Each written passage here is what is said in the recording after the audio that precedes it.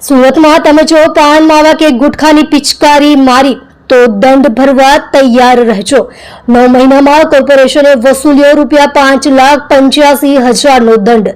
પાન માવા અને ગુટખા ખાઈને રસ્તાઓ અને દિવાલો બગાડનારાની આપણે ત્યાં કોઈ ખોટ નથી। દરેક શહેર અને ગામમાં આવા ઘણા લોકો હોય છે જે ગમે ત્યાં પિચકારી કરીને દિવાલો અને રસ્તા બગાડતા રહે છે। સુરત મહાનગરપાલિકાએ હવે આ રીતે જાહેરમાં રસ્તા અને દિવાલો પર થૂકતા લોકો સામે કડક કાર્યવાહી શરૂ કરી છે। તમે પિચકારી મારતા ઝડપાયા તો તમને દંડ ભરવો પડશે નિશ્ચિત।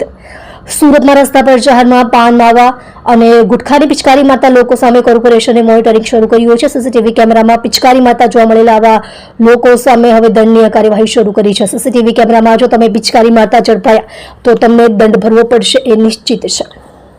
સુરત શહેરની સુરત બગાડનારા તત્વો સામે લાલ આંખ। અત્યાર સુધી સીસીટીવી કેમેરાના આધારે ટ્રાફિકના નિયમોનો ભંગ કરતા વાહન ચાલકોને પોલીસ મેમો આપતી હતી, પણ હવે આ સીસીટીવી કેમેરાનો ઉપયોગ કરીને કોર્પોરેશને સુંદર સુરત શહેરની સુરત બગાડનારા તત્વો સામે લાલ આંખ શરૂ કરી છે। જાન્યુઆરીથી સપ્ટેમ્બર સુધી ₹5,85,000નો દંડ રસ્તા પર પાન મસાલા અને ગુટખાની પિચકારી મારનારા લોકો પાસેથી કોર્પોરેશન દ્વારા જાન્યુઆરીથી સપ્ટેમ્બર સુધી ₹5,85,000નો દંડ ફટકારાયો છે। પાન માવાની પિચકારી મારનાર 3,819 લોકો દંડાયા છે તે મહત્વની બાબત છે। 4,000 કેમેરાથી અલગ અલગ વિસ્તારમાં મોનિટરિંગ। સુરત કોર્પોરેશન શહેરમાં 4,000 કેમેરાથી અલગ અલગ વિસ્તારમાં મોનિટરિંગ કરી રહી છે અને સીસીટીવી કેમેરામાં પિચકારી મારતા કે રસ્તા પર થૂકતા જોવા મળે તો તમારી પાસેથી દંડ વસૂલ કરાશે। તે વાત માવા પ્રેમી લોકોએ સમજી લેવી પડશે, કારણ કે જાહેર મિલકતો બ્યુટિફિકેશન બગાડનારાઓ સામે એસએમસીની કાર્યવાહી હવે શરૂ થઈ ગઈ છે।